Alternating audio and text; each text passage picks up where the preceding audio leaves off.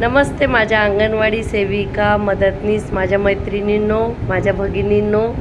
मी परत आज तुमच्यासाठी एक नवीन व्हिडिओ घेऊन आलेली आहे आणि मला खूप आनंद होतो की मी प्रत्येक शनिवारी तुम्हाला भेटायची एक वचन दिलं आहे.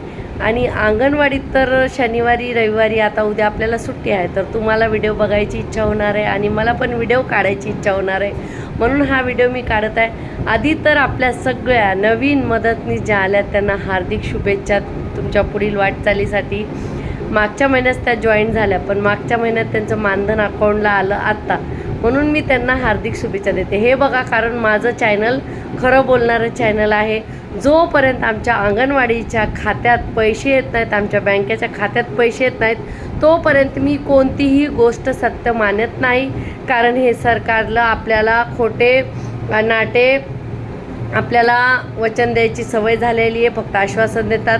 मोर्चा आपण काढला की आश्वासन द्यायचं, उठून निघायचं, आपल्या शिष्टमंडळाला भेटतात, कृती समितीला बोलतात आणि निघून जातात. कसा तरी आपला मोर्चा उठवायचा. तर हे खोटे आश्वासन ते देतात आणि आपण निराश होऊन परत येतो. तर म्हणून मी कधीच मानत नाही. आता मदतनीस रुजू झाल्या, 1 महिना काम केलं, आता त्यांचं मानधन आलं. खरंच बहिणींनो, तुम्ही खूप नशीबवान आहात माझ्या मदतनीसांनो. मी तुम्हाला पुढे अजून खूप काही माहिती सांगणार आहे.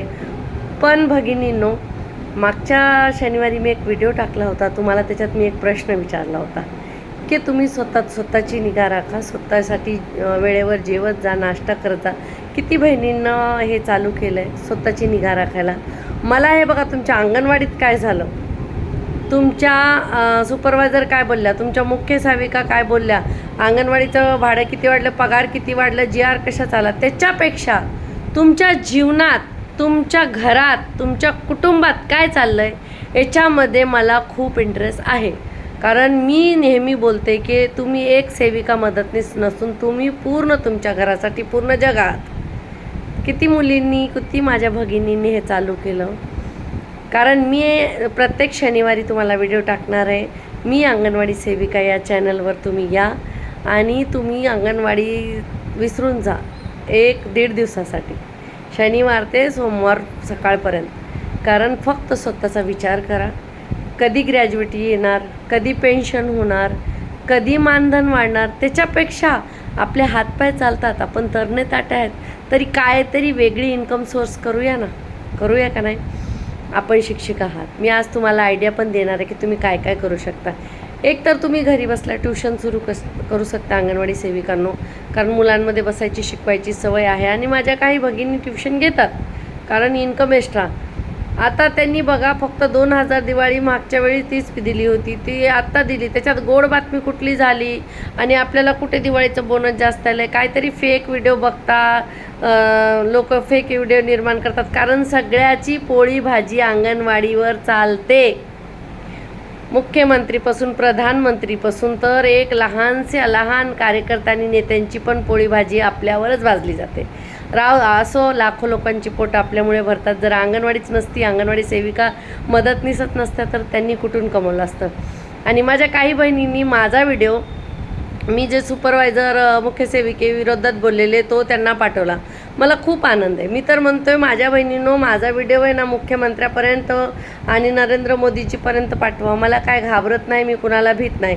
आणि मी जशी युनियनच्या ग्रुपला तुम्ही धाड आशा वर्करांना 15,000 झाले, आम्हाला का नाही झाले, हे ते विचारत होता ना, तसं मॅडम जेव्हा तुम्हाला एक्स्ट्रा काम लावतात, 6 सेवाऐवजी काहीतरी काम देतात, तेव्हा तिथे पण हा प्रश्न विचारायचा आहे. ही हिंमत तुमच्यामध्ये आहे तर युनियनमध्ये राहा.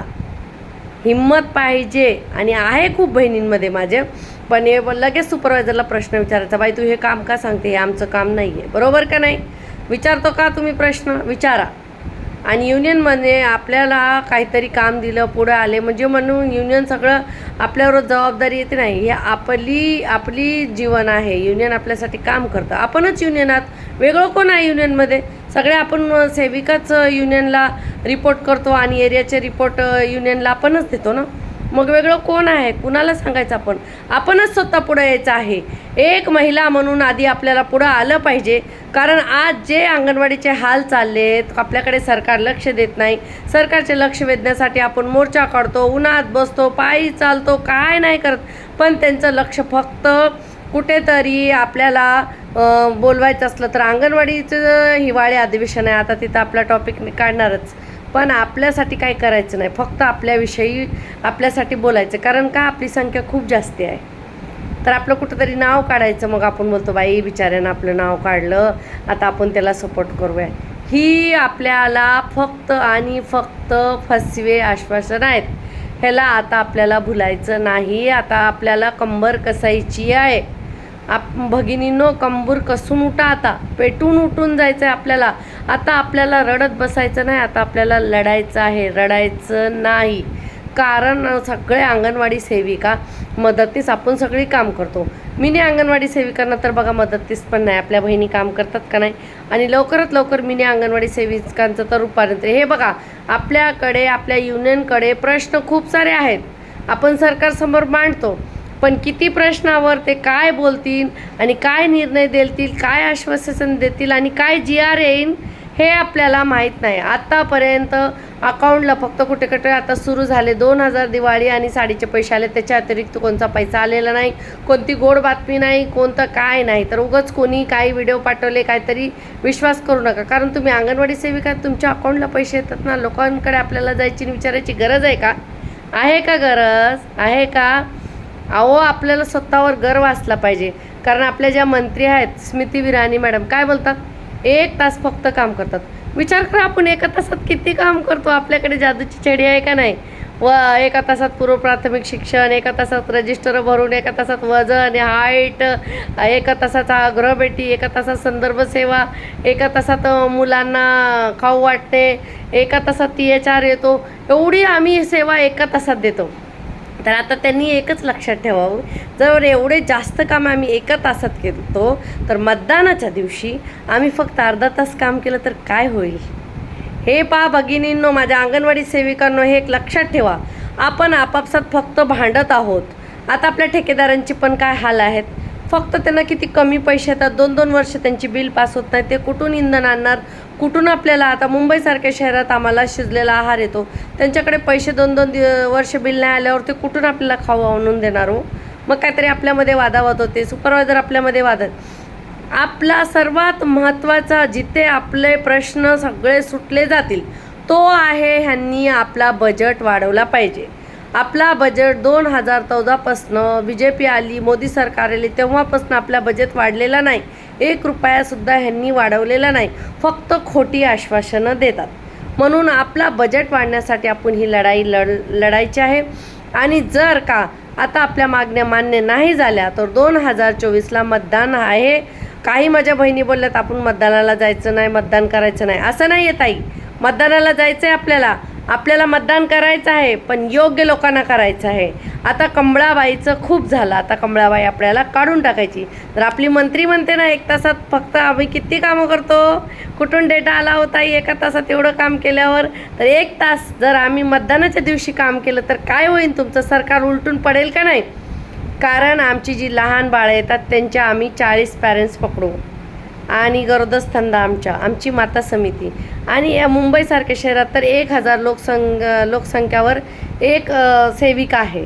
मदतनीचं घर, सेविकाचं घर, ते सगळे मतदान जर आम्ही नाही दिले तर तुमचं काय होणार? आणि आम्ही महाराष्ट्र आणि पुरे भारतात किती आहेत याचा विचार मंत्र्यांनी करावा. खरंच त्यांनी आपल्याला आहे ना, आपली ट्यूबलाईट जाळली त्यांनी, की तुम्ही 1 तासात किती काम करता. इलेक्शनच्या मतदानाच्या 1 तास काम करायचं, फक्त 1 तास, जास्ती नाही करायचा. सकाळी 8 ते 10 2 तास जर आपण आपल्या एरियातल्या सगळ्या लोकांना काढले, आत्ता आपल्या मागण्या मान्य झाल्या तर 2024ला आपल्याला हे सरकार पाडायचं आहे. एवढं लक्षात ठेवा बस. दुसरे सरकार आलं तर मग आपण त्याच्यासमोर हा प्रस्ताव ठेवू. आणि ह्या सरकारने आपल्या फायल्या बघत नाहीत, वाचत नाहीत, काय नाही, ह्यांना कळत नाही. जेव्हा मुख्यमंत्र्यांनी जनता दरबार भरवला होता, पालकमंत्री आले होते, ह्यांनी किती खर्च केला हो. तेव्हा आम्हाला आश्वासन दिली, आम्ही आमचे प्रश्न मांडले, भेटी झाल्या, गाठी झाल्या, सगळे झाल्या. मग सही करायला ह्यांना काय होतो? सहीच होत नाही. ह्यांच्याकडे पेन नाही का? पेन द्यायचं का? आपण त्यांना पेन देऊया. कुठे सही करता तुम्ही, कुठे बसता, आम्ही पेपर घेऊन येतो, काय नाटकं लावलेत, काय वेडे समजता, कुठपर्यंत आम्हाला भगिनीला वेडं बनवणार. अहो पेन्शन नाही झाली, महिला मरतायत. कोरोनामध्ये आमच्या महिला किती मेल्या अंगणवाडीच्या, आम्हालाच माहिती. तिच्या घर कसं ते तिच्या घरातली लोक कशी बेवारीत झाली. हो तुम्हाला काय मस्त ग्रीन रूममध्ये एसीमध्ये बसून मोठ्या मोठ्या 10 मिनटं आल्या हाकायच्या, एकमेकांना विरोधात बोलायचं, ह्या पार्टीच्या लोकांनी त्या पार्टीला बोलायचं, त्या पक्षाच्या लोकांनी त्या पक्षाला बोलायचं, एकमेकाची वैयक्तिक ह्याच्यावर जातात ते लोक, तर वैयक्तिक बोलतात आणि झालं. दुसरं काय, शिक्षण कुठे चाललं आहे, शिक्षणाचा स्तर कुठे चालला आहे, आपले आरोग्य कुठे चाललं आहे, आपले सगळे रोजगार कुठं चालले आहेत, याच्यावर कधीच कोणी बोलत नाही. येऊन जाऊन अंगणवाडी बहीण आहे माझी, ही आहे माझी, ती कोण आहे, फक्त इलेक्शन आलं की आता हिवाळी अधिवेशन सुरू होणार आहे त्याच्यात आपलं नाव येणार, पण आपल्यासाठी काही होणार नाही. म्हणून आपल्याला आता कुणी किती भुलवलं, कुणी कितीही आपल्याला बोललं तरी आपल्याला ऐकायचं नाही. 2024ला आपल्याला ही सरकार काढून टाकायची आहे. 1 तास काम करायचं आहे सकाळी मतदानाच्या दिवशी, बस 1 तास काम करो और हमेशा के लिए बीजेपी को हटाओ और अपने सब काम आगे करके लो, बस. आता दुसरी मी गोष्ट सांगितली तुम्हाला, अंगणवाडीच्या नंतर एक छंद आपल्यासाठी करायचा. तुमचा छंद काय आहे, तुमचं जीवन बघा.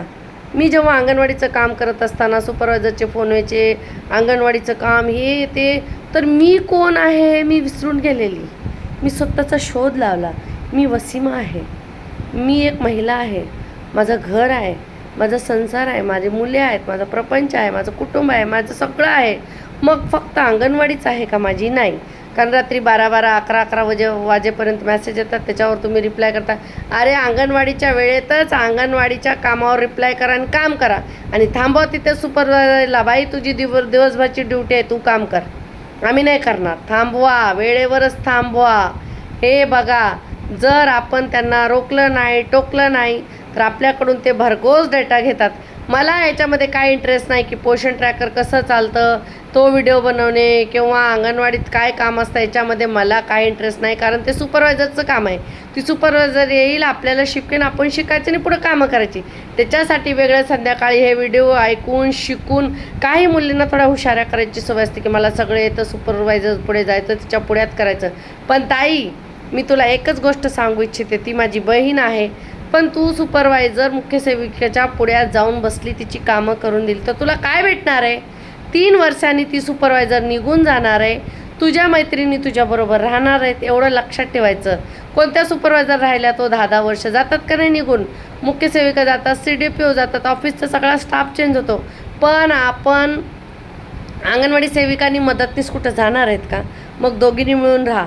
सध्या आपल्या मदतनीस 15वी शिकलेल्या आल्या आहेत. तर आता कसं आज्यापेक्षा नातू हुशार असं झालेलं आहे.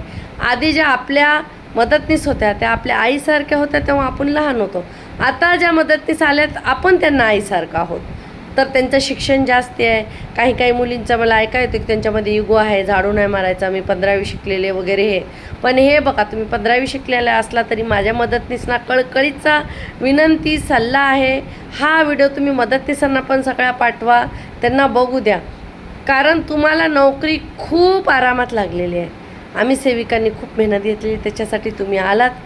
खरंच मला आज माझ्या मदतनीसची आठवण येते. एवढी चांगली, एवढी काम करणारी, माझ्या आईसारखी, माझ्या अंगणवाडी सांभाळणारी माझी मदतनीस, माझ्या चुका झाल्या तरी मला सांभाळून घेणारी.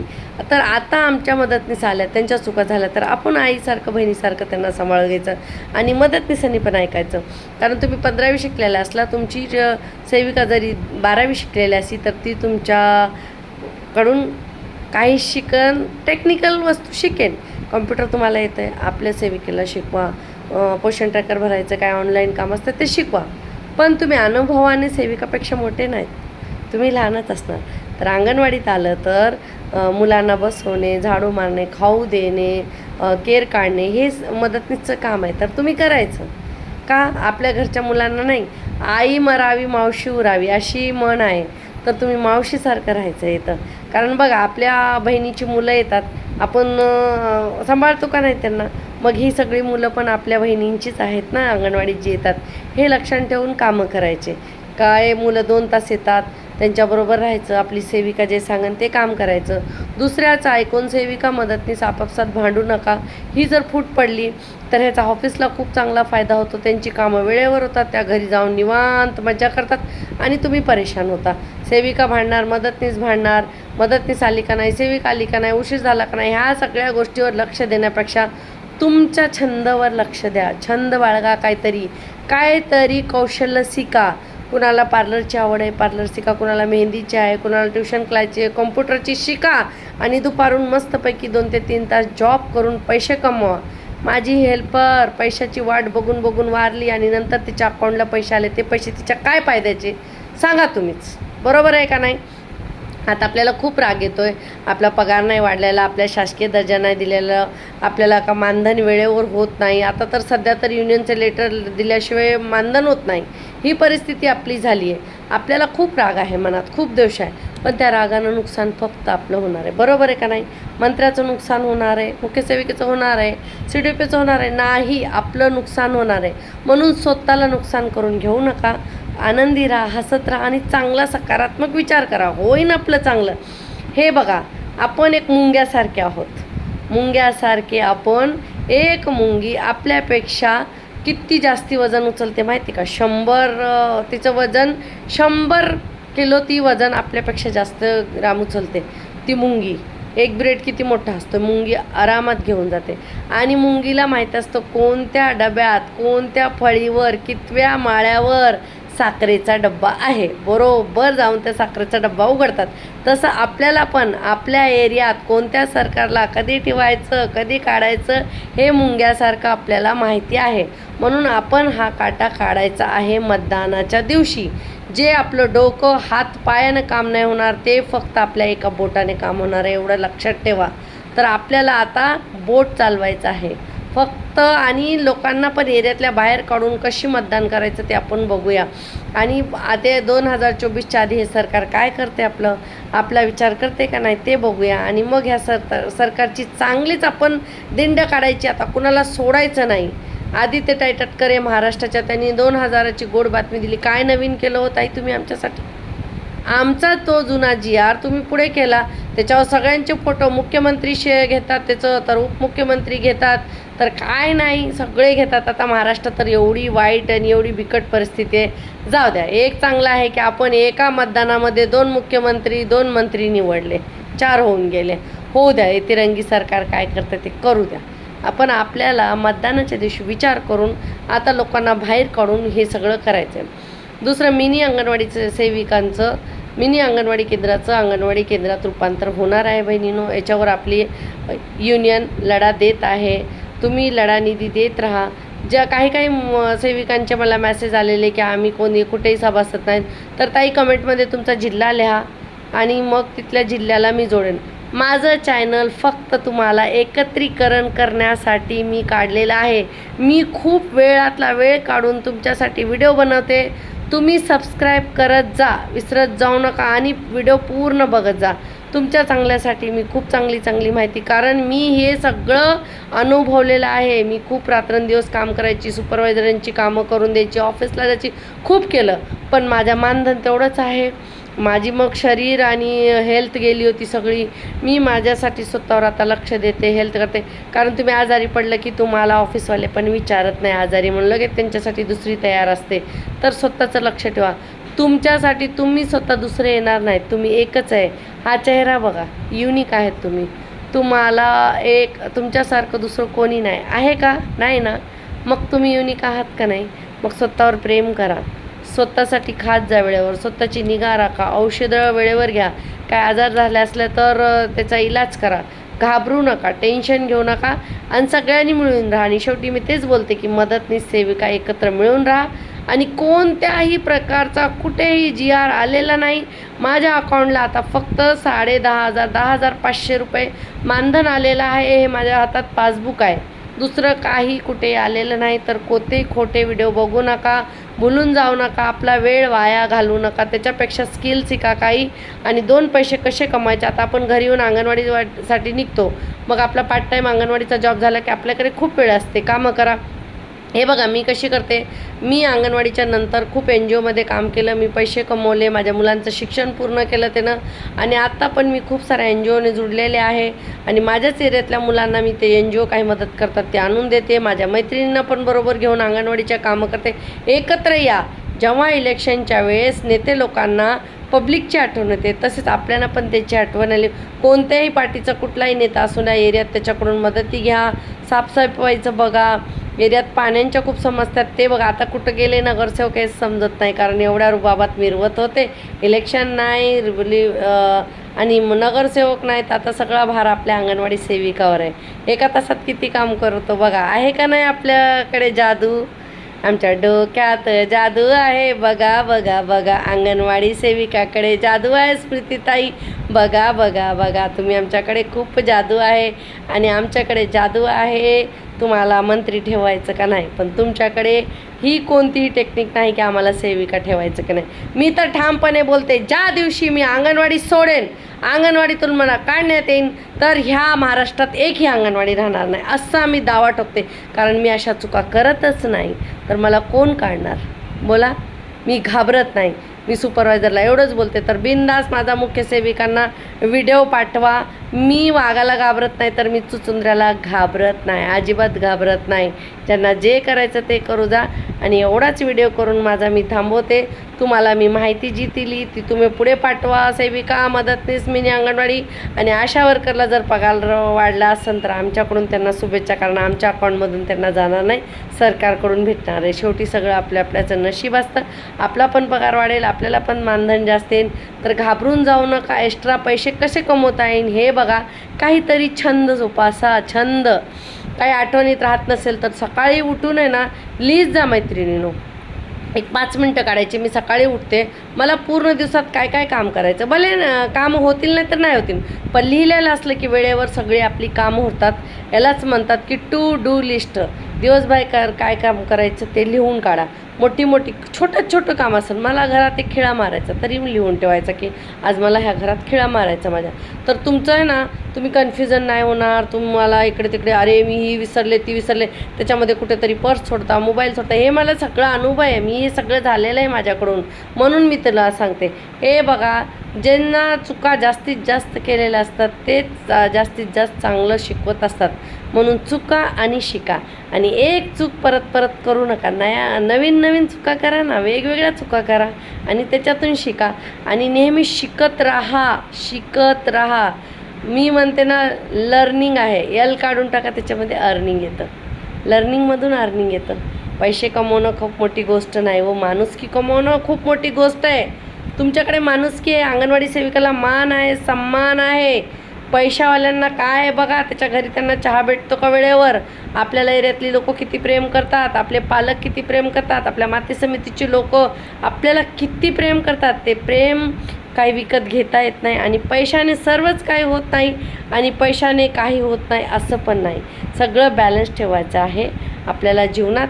आणि नेहमी हसत राहा, आनंदी राहा आणि चॅनल सबस्क्राईब करा. विसरून जाता तुम्ही. आणि आपल्या सगळ्या मैत्रिणीला हा व्हिडिओ पुढे पाठवत जा. मला आनंद होईल. मी तुमचे एक कमेंट्स वाचते. माझ्या मैत्रिणींनो, तुम्ही खूप मला प्रोत्साहन देता आणि मला पण तुमच्याबरोबर प्रत्येक शनिवारी वसीमासोबत या, माझ्याबरोबर 1.5 दिवस घालवा. व्हिडिओ सगळ्यांना पाठवा, मज्जा करा आणि बघत राहा. अंगणवाडीचा 1.5 दिवस विचार करायचा नाही, अजिबात करायचा नाही. सोमवारी जे होईल ते बघायचं. आणि जर एवढं करून काम, एवढी मेहनत घेऊन जाणार अंगणवाडीचाच कोणी नाद केला अंगणवाडी सेविकांचा, तर गाठ आमच्याशी आहे. आम्ही तुम्हाला 2024ला किती मोठा नाग असू द्या, मुंग्या त्याला तुडून काढतील. किती मोठा समुद्र असू द्या, किती ओरडू द्या, एका तेलाच्या थेंबाला तो बुडवू शकत नाही. तर आपण हे तेलाचे थेंब आहोत. किती थेंब आहेत ते तुम्ही लक्षात ठेवा. आणि ह्या समुद्राचा कसा काटा काढायचा, किती ओरडू द्या, किती दहाडू द्या, ते आपण बघूया. धन्यवाद माझ्या भगिनींनो. परत सांगते, हसत राहा, आनंदी राहा आणि चांगला सकारात्मक विचार करा. तुमच्या मुलासाठी, तुमच्या फॅमिलीसाठी तुम्ही एक पूर्ण जग आहात, हे लक्षात ठेवा. आणि माहिती आवडल्यास मला कमेंट्स करा, लाईक करा, शेअर करा. जास्तीत जास्त व्हिडिओ आणि सगळं चांगलं होणार आहे हे तुम्ही करा. पैसे कमवा. पैसे कमवल्याशिवाय काही नाही. पैसे सर्व काही नाही, पण पैसे काही नाही असं नाही. तर आपला जो वेळ आहे त्याच्यामध्ये सुपरवायझरचं बोलण्यापेक्षा आपापसात मुलींनी गॉसिप करण्यापेक्षा काहीतरी काम करा आणि पैसे कमवा. असतात आपल्याच मैत्रिणी असतात, थोडे विचार वेगळे असतात, असू द्या. विचाराचे मतभेद असू द्या, मनाचे नाही. आपण सगळ्यांनी मिळून राहायचं. काही मास्टरवर मुलीच्या चुका झाल्या तर एक दुसऱ्यांना सांभाळून घ्यायचं, पुढे चालायचं. कुठे 50,000 पगार घेऊन त्या चुका करत नाहीत व आपल्या मैत्रिणी 10,000मध्ये 10 चुका होतच असतात. ज्यांचे 5-5 लाख पगार आहेत त्यांच्या किती चुका असतात? 50,000 चुका असतात. आपल्या पगार एवढ्या तरी आपल्या चुका झाल्याच पाहिजेत ना. अहो, आमदाराचा रिचार्ज तर आपला पगार आहे, एवढं लक्षात ठेवा. म्हणून आपल्या बहिणीला, आपल्या मैत्रिणीला माफ करत जा आणि पुढे चालत जा. ऑफिसपर्यंत गोष्टी घेऊन जाऊ नका आणि गेल्या तरी घाबरू नका. वसीमा आहे तुमच्या पाठीमागे आणि प्रत्येक शनिवारी मी तुमच्या येणेवारी हर शनिवार की रात वसीमा के साथ तयार राहा तुम्ही. धन्यवाद.